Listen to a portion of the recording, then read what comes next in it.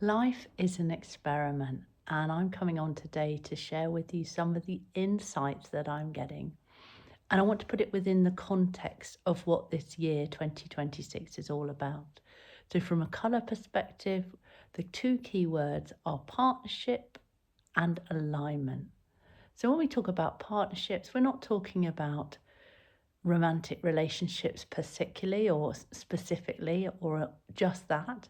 We're also thinking about business partnerships, collaborations of all kinds, communities, how we meet each other, how we meet ourselves.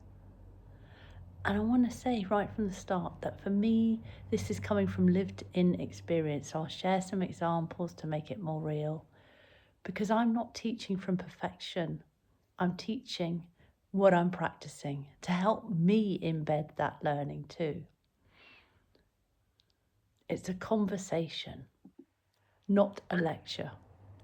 So, what do I want to say first off? Well, abundance is energy. And energy is a real currency. What do I mean by that? I would say that in the past we've been taught that abundance is about money, opportunity, success. But when I consider my work with my clients and I kind of feel into my body, I see something very different. Abundance has an energy all of its own. It's about flow. And flow only happens when the system feels safe. If your nervous system is in protection, you cannot receive. You can strive and you can push, but you cannot truly receive. And it goes back to my very first work when I started exploring abundance, where I said, abundance is when we are in right relationship with both giving and receiving. So I expect many of you are women that are watching this, and often women fall into a particular trap, as well as some men, but it's more happens with women. And that is about overgiving. And as we start to look at that, find out, well, what's that about? It's about a need for validation, wanting to be seen, wanting to be loved. And quite often we don't necessarily get what we want back. And so then there is some resentment and anger bubbling up as life gets harder. And all of that can block the flow. So when I'm saying energy is a currency or energy is currency, what I'm really saying is your state of being shapes your state of having. And I want to explore that further with you by bringing in the colour dimension. Because colour is the roadmap to consciousness, and it can help us in the way that we relate to one another and ourselves. And after all, we are relational beings. So let me start by sharing the bottle of this year. Now, you might already have a feeling about these colours. You might love them, you might hate them, or you might be drawn to one in particular. Just notice what's happening in your body and how this bottle makes you feel. So we call this bottle partnerships, and it's magenta and olive green. And you can see mine has a bit in the middle of it there. So when we think about red and green, they often come up together. It's about separation, about that feeling separate and not connected, and therefore not in alignment. Because if you think about them, they are complementary colours in the colour wheel, and they are opposites really. In traffic lights, red actually means stop and green means go. But I would say that's the wrong way round, because when we look at green, we go into nature, we're pausing, we're resting, we're regulating our nervous system. Red, on the other hand, is often our go-to colour when we're feeling a bit exhausted, because it gives us a bit more energy. There's passion behind red. So you can see these are quite clashing colours, or there's quite a bit of conflict there. It's interesting that they are the base colours that are coming into this bottle when we're looking at partnership, which tells us that partnership or effective partnerships, good partnerships, are tough and we need to work on them every day. And I feel I've got some experience in this area because I've been married for nearly 25 years. And it hasn't always been plain sailing and easy.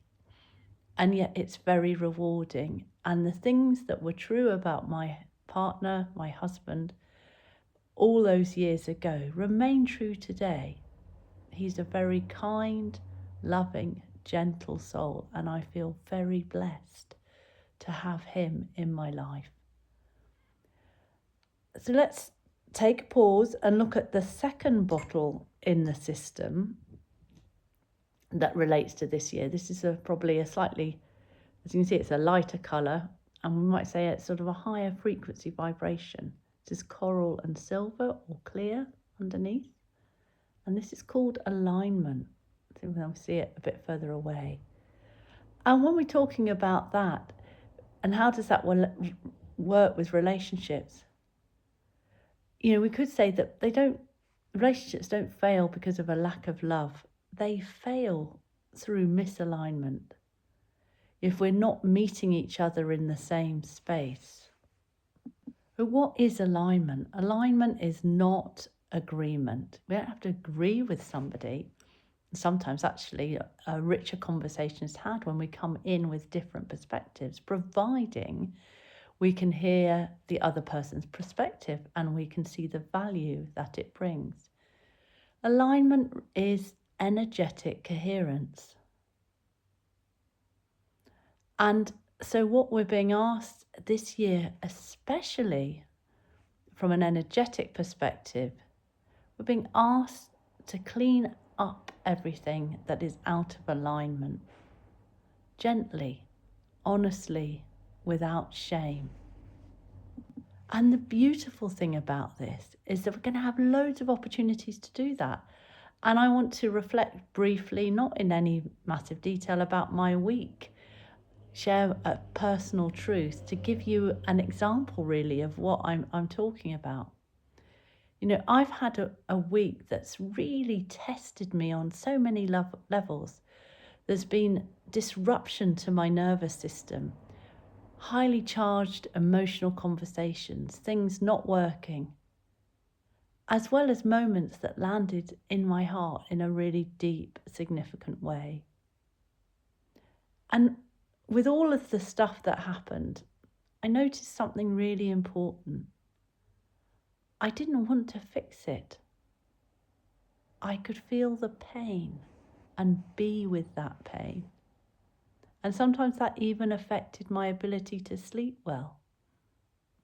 What I'm talking about here is that I allowed myself to feel without feeding the narrative. And that is the practice here. Feeling without fusing. Now that might not mean a lot to you, and it's a term that comes from acceptance therapy. It's about not identifying with the situation, being able to stand back and allow it to move through you,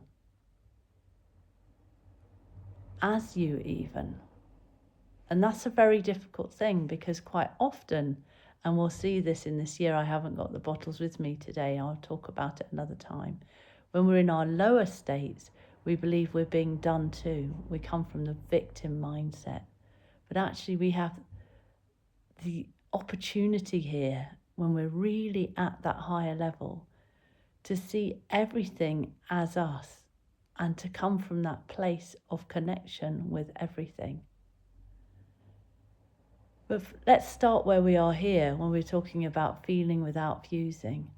Another way of looking at this is allowing without looping, going back over and over. How many times have you found yourself, something awful happens and you replay the conversation, think, God, maybe they were right, or you feel angry with them or yourself or both. And it's about being in this space and coming, soothing, self-soothing, and coming to a place of emotional regulation. Not being unbothered by it, but being unstuck. So how do we deal with this? How do we get into more alignment with all of the relationships in our life? And I think one of the biggest lessons for me, and maybe for you, is this. Not every call that comes to you on your phone needs to be answered, and it's perfectly okay to put your do not disturb on so that you don't even hear the call if you're working really hard at something or just wanting some time to be in the moment. And also, if when we pause, recognizing that we don't need to potentially go and have a conversation right now. We can wait till maybe we're in a better place, or the other person is, or we both are.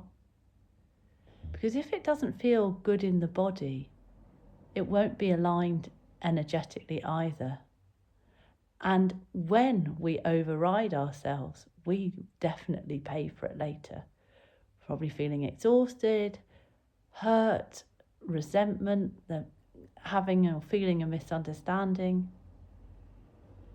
Being calm in the face of adversity and being present, they're not personality traits, they are practices.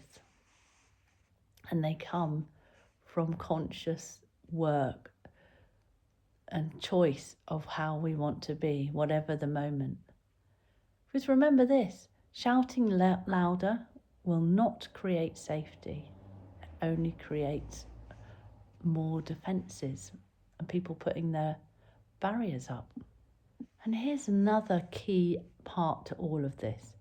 I kind of look at my week as being one of two halves. I've had such a rich week in many ways, and it's important to acknowledge this. I've had moments of deep connection, 3 incredible conversations about potential collaborations this year, laughter, feeling seen and heard, and a wonderful evening with my family that felt like a real gift, where we all had a laugh and played together. And it's a reminder that we get to choose what we hold on to, or as Tony Robbins would say, what are we focusing on? Because focus is feelings. And the nervous system, our nervous systems will remember what we feed it. So yes, things go wrong, but things also go right. And abundance lies in what you amplify. So where does that leave us? I think the key takeaway here is your relationship with yourself is more important than any other, because it sets the tone for all the rest. Laughter, walking in nature, touch, being with people who feel safe. These are not indulgences, they are medicine. They bring oxytocin, they bring dopamine, they tell the body you are safe. And a body that feels safe softens and opens, and that is true abundance. So as we are often initially hardwired for negativity, for negative thoughts, this is my key practice for this week and this moment of now. Blessings. Bless what you love, what is wonderful and what is working in your life, and bless daily. Not because everything is perfect, but because focusing on what is alive brings more life. We don't experience heaven on earth by denying the mess.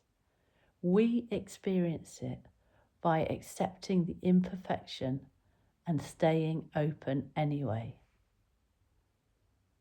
And that for me is colour medicine in practice.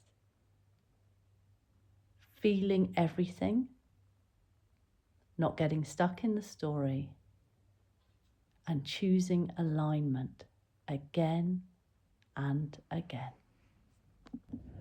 I really hope this has spoken to you and given you some food for thought and ideas and what to implement for your own practice and yourself.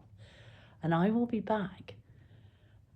And please note, later this month, certainly before the 17th of February, I will be offering you an opportunity to learn more about what this year of the fire horse will be bringing all of us, so that you can be better prepared for all that is in store.